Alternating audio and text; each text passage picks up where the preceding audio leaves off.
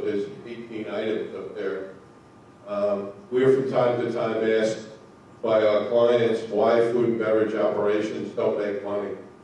Well, the conclusion to number 18 is that the food and beverage operation is an amenity, and amenities cost money. And there's various, I'll go through them quickly, some of the highlights. Private club dining rooms are not open to the general public. There's usually a limited number of finite users, and I usually like to say with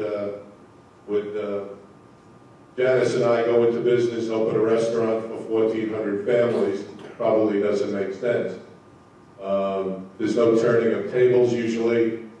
Generally, you serve more lunch than dinner covers, which means your average cover amount is low. In some places, there's less beverages sold. If you have high beverage sales, the gross profit's usually better. Alcohol is pre-poured rather than using shot glasses, or the typical restaurant uses special glasses for that have false bottoms and so forth. Most of the places use wine goblets in a club environment. Physical facilities may not be conducive. Could be multiple outlets, kitchens. Locations are not always ideal for widespread access.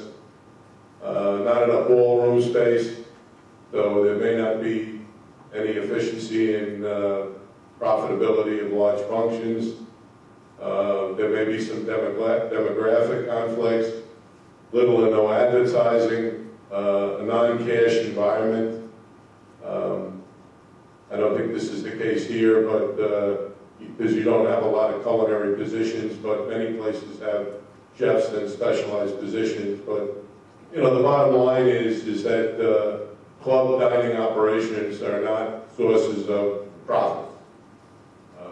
We move on. This is the focus group themes for food and beverage. And again, these aren't our comments. Lack of a consistent quality in the food. Lack of many healthy menu options, especially given the age of the residents.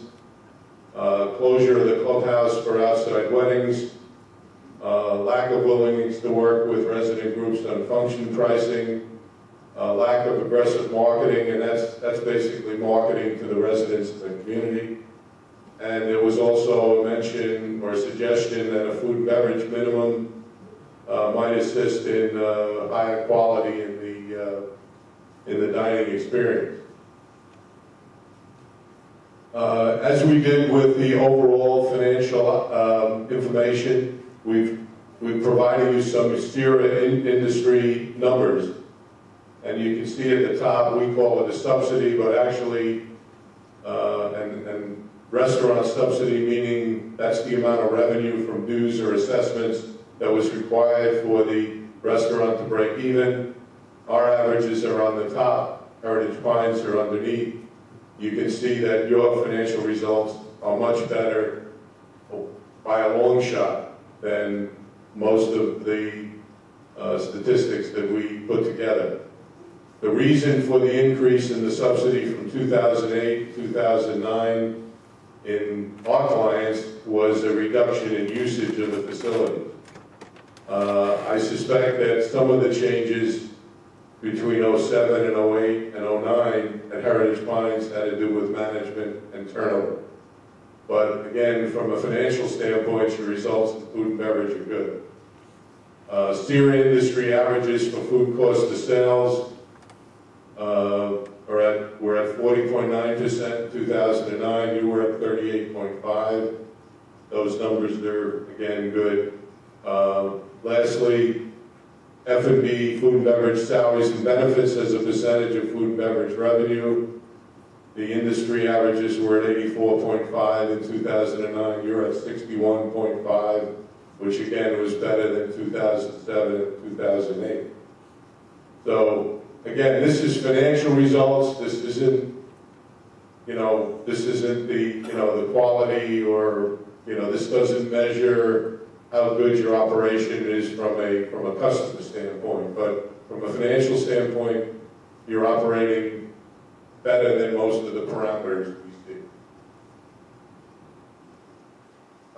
This is some other data on food and beverage in the steer industry, percentage of clubs that increase restaurant prices. I don't know what the history necessarily is here, but in 2008, 67% of the clubs surveyed increased restaurant prices, about 5%. That was reduced to 39%, about 5%. And then you can see what was done with drink prices. I guess in 2008, there was a number of clubs increased their prices. 2009, in reaction to the economic things going on, not as many clubs increased prices.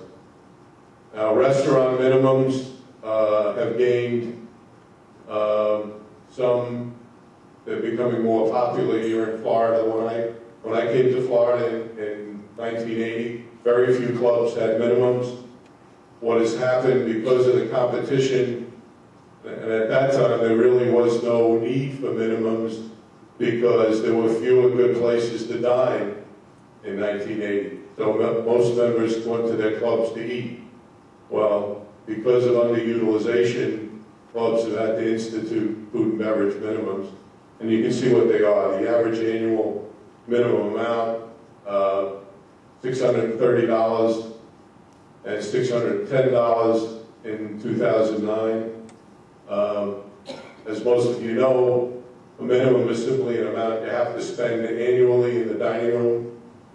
If you don't spend it, you get billed for it. So that's what a minimum is. There's another concept called a mandatory service charge. About 11% of our SERA respondents had monthly service charges of about $28. Basically, that's a prepaid tip. So the incentive there is you paid your tip, so you might as well go to the clubhouse for dinner. These are some of our conclusions about the food and beverage department. Consistency concern must be addressed immediately. We had some discussions with management about that. Perception that outside functions receive more favorable treatment than member functions must be addressed immediately. I think that's just a matter of communications. Outside functions can be beneficial to generate cash flow, and that's all I'm going to say about that. Restaurant subsidies, based on what I've already said, are significantly less than industry averages. That's a good thing. Cost of food and beverage sales are comparable to industry averages. Yours are actually a little lower. Payroll cost in relation to revenue is more favorable than industry averages. And consideration, we think it might be a good idea to consider some kind of food and beverage minimum charge. They sometimes aren't popular, but the point of the recommendation is to increase participation.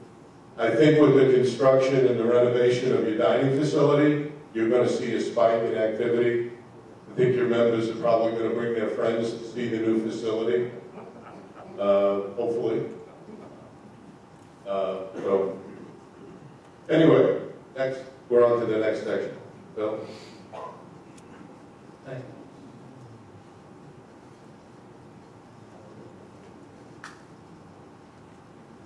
When I got to the West Palm Beach office earlier this week so we could prepare to present this, Bob had already gone through and said, I'll take slides 1 to this, you take this to this. So I end up with all. Thank you, Bob. Comes with experience, I guess. You've already given the game away. Come on. Okay, but seriously, folks. Economic realities of Sierra Golf Department. You see the themes, the way we try to build the report, follow the methodology that we try to apply. Golf